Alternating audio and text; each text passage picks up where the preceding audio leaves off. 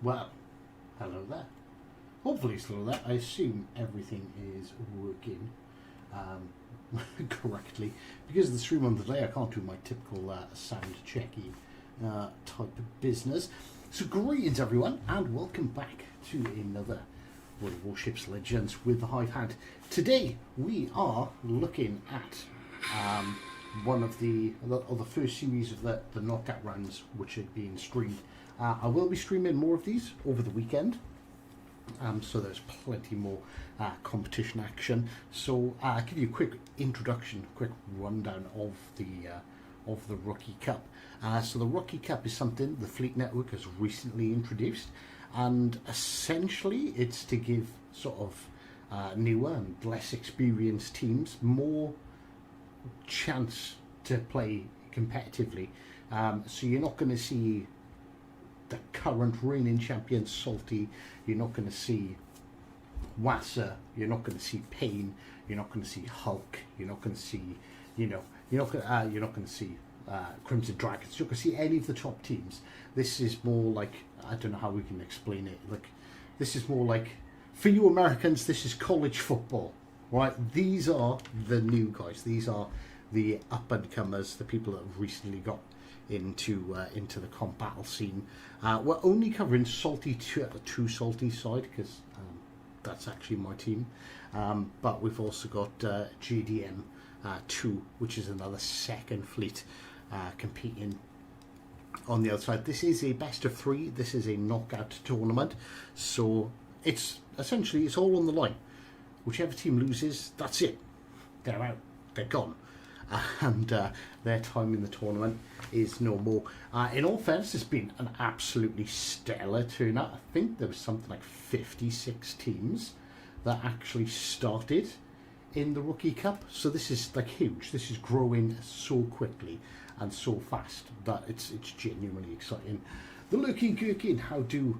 Apologies to everyone, there is a delay on chat, so I will see you, I will say hello, but it's probably going to be a bit late. But I've been good, Lurking, thank you very much. I don't know if I've got game sound or not. That depends on our buddy Alex's stream. I think we do have sound. We do. It might just be a tad bit quiet.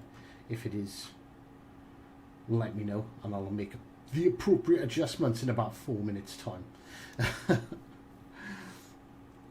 I can see that there's. Is it that one? There we go. I believe I've sorted out. So yeah, so best of three. So basically, first team to two will go on to the next round, and whoever loses is out. Unfortunately, I think I'm going to have to root for 2Salty because these are my guys. So for Winter Cup, I actually led 2Salty with Draz, but for the Rookie Cup, I've taken a bit of a step back and letting the guys do what they do. And sort of, they honestly, they're developing into a really good team. I'm actually pretty proud to have been part of this. But you know, there's no taking away from Draz and Vasaki and Alex, who've really sort of pushed them forward and kept everything going this tournament. It's actually really awesome to watch. So. Typical start to a comp game. It's usually, like Rookie Cup might be a bit different, but it's usually a sort of very, very quiet, very composed, very slow start to most of the battles. As nobody wants to be the idiot who sails out in front of everyone and gets absolutely slaughtered straight off the bat. So we're looking to avoid that. It looks like 2Salty plan to take the A and C flanks.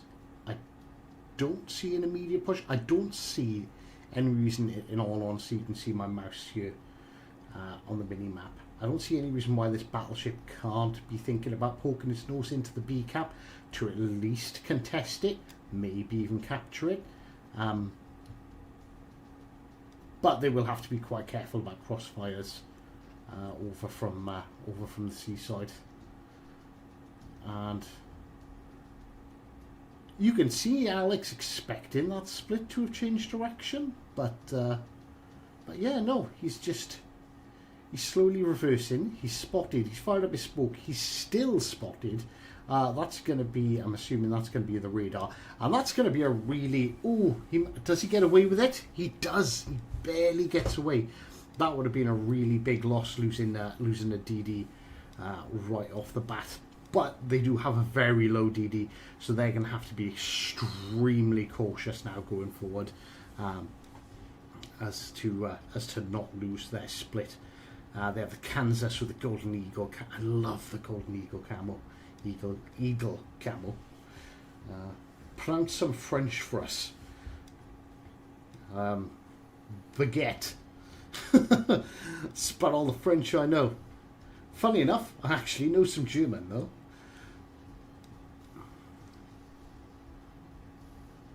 Both sides being sort of very, very cautious on the start here.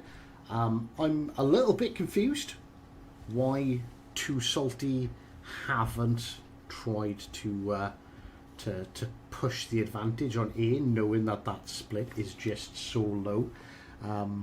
But again, I'm not entirely sure because I wasn't overly paying attention to the start of it or what ships they're using. I know one of the cruisers is the mains. Oh, right, there's the bag rat.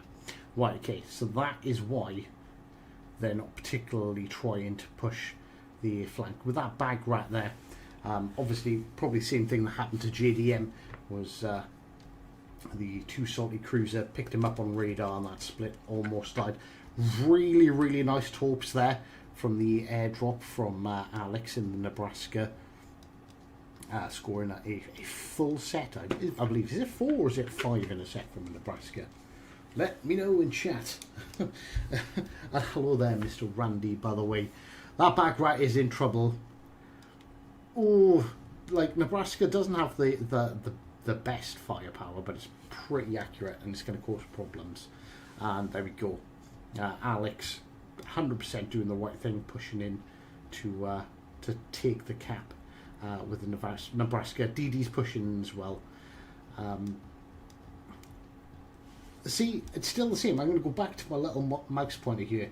This BB here, currently, at the moment at least, could get good crossfires across here if they just pushed into the cap. Like, that is something I would have been considering early on. Like, granted, if something was contesting, I may be considering buggering off. But they're going to prevent... They're not going to get crossfired from here. This battleship's behind a rock. Maybe the cruiser can do a little something. And there's the... That's going to be the split there. So Alex needs to be careful for the torps. But yeah, the split is gone. This battleship now can 100% take B and really pile on the pressure. 2 ships down for GDM versus 2Salty. 2Salty are looking to... they're looking really strong. They're looking like they're going to absolutely dominate this first match. They've been very controlled, very measured. They have lost the C flank, but they don't have the same support over on C as they did on A. You can see the destroyer moving over into B, the cruisers moving over to B. They're probably going to leave. If I was them, I would leave the Kansas to Alex due to the Kansas bow strength. You can kind of hold bow in against the Kansas and just pepper him, just whittle him down, and then with the addition of the torpedoes, I don't think Kansas will hold up very strongly against the Nebraska, and that could prevent the A side from being capped. But we will see what their plan is. Schomburg is spotted.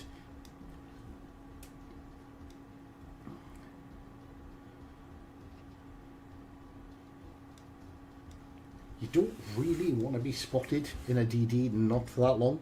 I guess they were kind of lucky that Salty didn't really get to capitalise on it. Alex has taken a very long, precarious shot there. But he's safe, he's completely safe to do so. Nothing wrong with it whatsoever. But it would be quite lucky for that to actually land and cause an impact.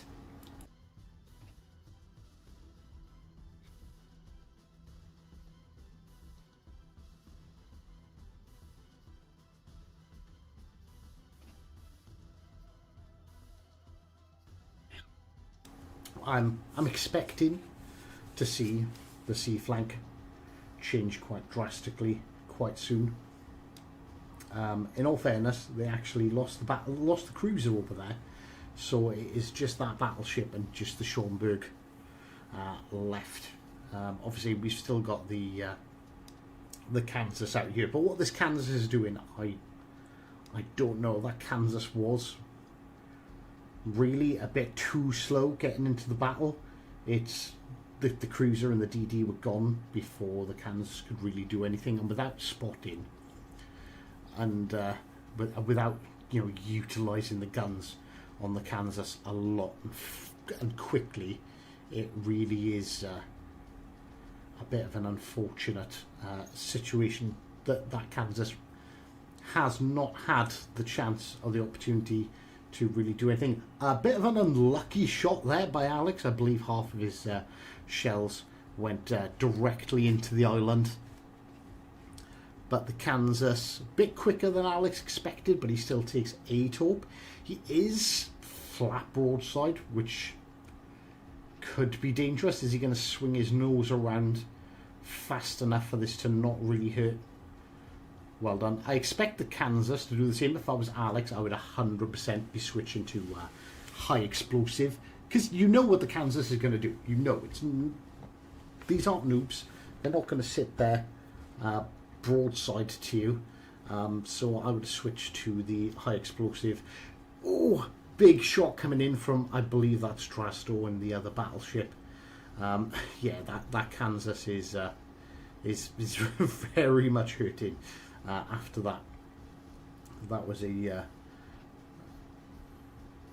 this is almost a brutal shot. An excellent shot by Alex. If you noticed, he didn't aim at the waterline. He aimed up slightly, still at the hull, but more at the midsection. And then Drasto in the Lenin, giving him a slap and putting him to sleep. So really unfortunate. It's kind of unfortunate to see, because like you want everyone to do well, but yeah, 2Salty were very, very dominant in that first round. Oh, Mr. Alex has left. I think, in all fairness, this is something you'll see competition players do quite often. They'll leave so they don't know what the enemy team don't know that you're gonna, if you're playing the same ship or not. So if anyone's thinking like, oh, well, they haven't changed ship, I know the perfect counter to Nebraska is a Vanguard, something to absolutely spam HE and set fires, because you can't bow tank fires. You can't. It just doesn't work like that. So that would be a really good counter to something like the Nebraska. So you'll see them do that. They may or may not have changed chips for the next map, but you know, we can only wait and see. So there we go. We've got the last two players, Shishka, coming back in. So Shishka is in the Schomburg. We'll try and pay attention to the ship selection. Alex, we know, is in the Nebraska. Islner is, Valek is in the Split. We have Visoki in the Amalfi. A.L. Payev by Don and the Lenin, and they're up against Nebraska, Harlem, Belfast 43, Split and Schomburg. Honestly, I think 2Salty just have the better ships. There's genuinely like a big difference in the power. The Lenin is so strong, so strong.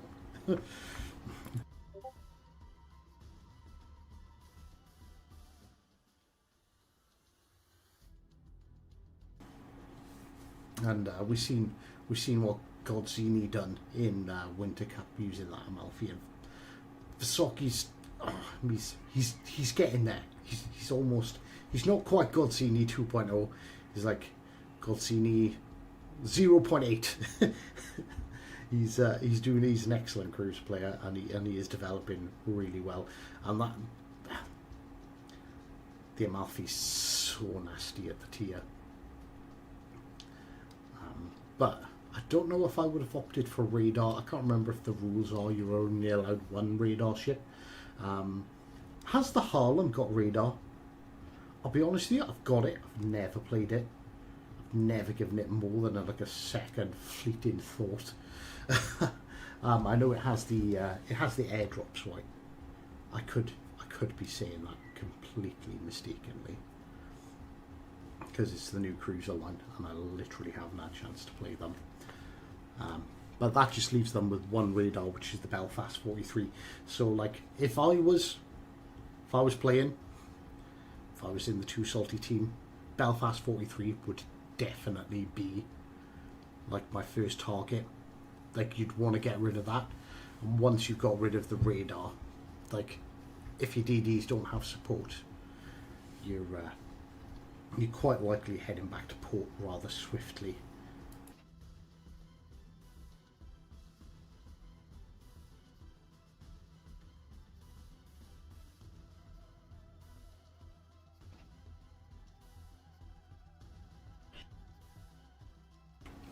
Nothing too crazy going on here early. We can see Salty pushing out to the A flank. So Alex is sitting here to create a crossfire with the cruiser and the DD. He is spotted. It's not by the Nebraska, although that Nebraska launched his planes really quick. Really. No, that's not. That's the Harlem, and that's a second drop from the Harlem. This is not a good start. Fortunately, that wasn't too bad. Where are the torpedoes from the Nebraska? I would have 100% expected to have seen torps coming from the Nebraska. I believe they have about a 14-kilometer range. I might need to play this boat game a little bit more to understand what the hell I'm talking about. But I'm sure the Nebraska can shoot more than 12.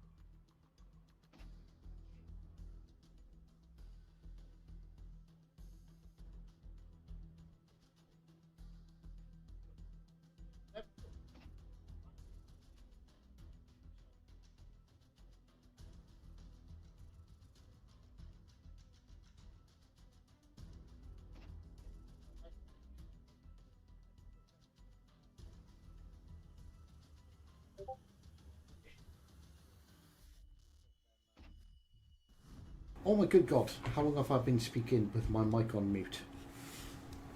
I will absolutely apologise and take myself out and give myself a stern word into.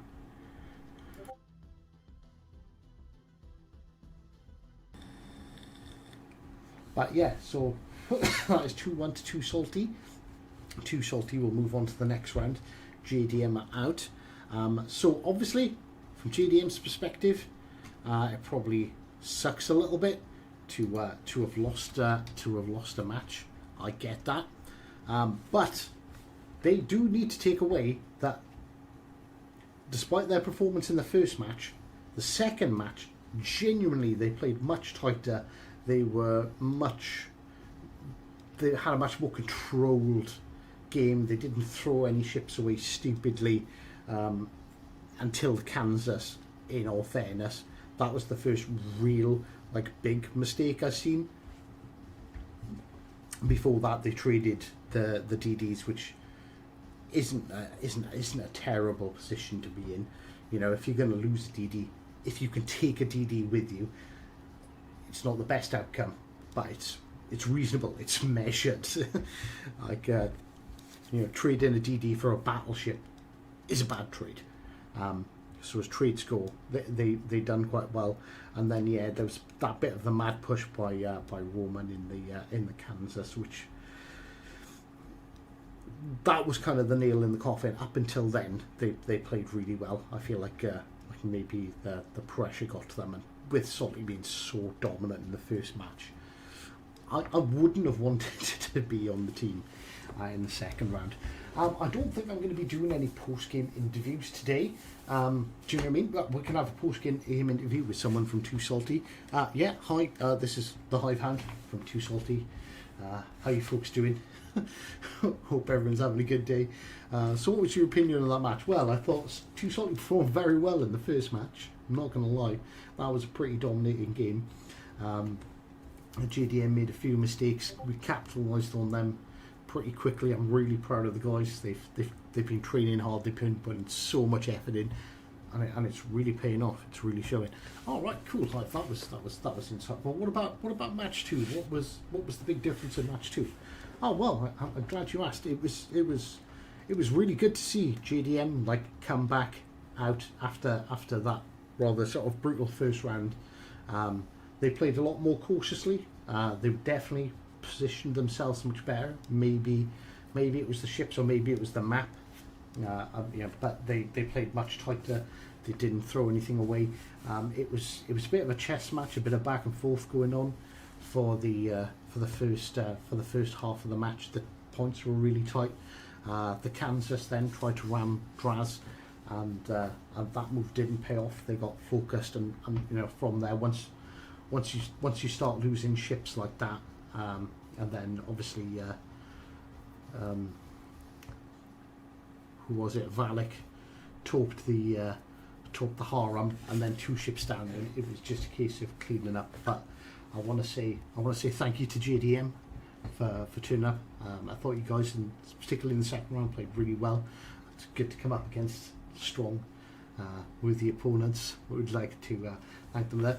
Well done, Hive. Right, okay, so Hive, what is next for 2Salty? Well, I don't want to talk for the team, but I'm really proud of how far they've progressed, how strong the team has become. Their efforts, like I said, specifically Drastor, Vasaki, Alex, they've really taken up the mantle and bonded. Let's not forget Don, who's been promoted to morale officer, whose jokes are very dad-like, should we say? But yeah, they've been playing really well. We're not looking at our next matches too far in the future. We're just focusing on today and this match. So obviously we're going to be the lads are going to be very happy this evening. Everyone's going to be giving themselves a good fair pat on the back, and we look forward to the next round. And so do you know how we're playing in the next round yet? Well, actually, we don't, because this would be the first match from these rounds. So there is still somewhat of a hang on, let me just see, let me pull up the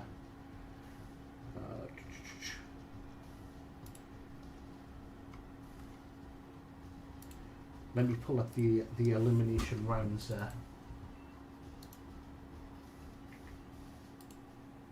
list so we can actually see.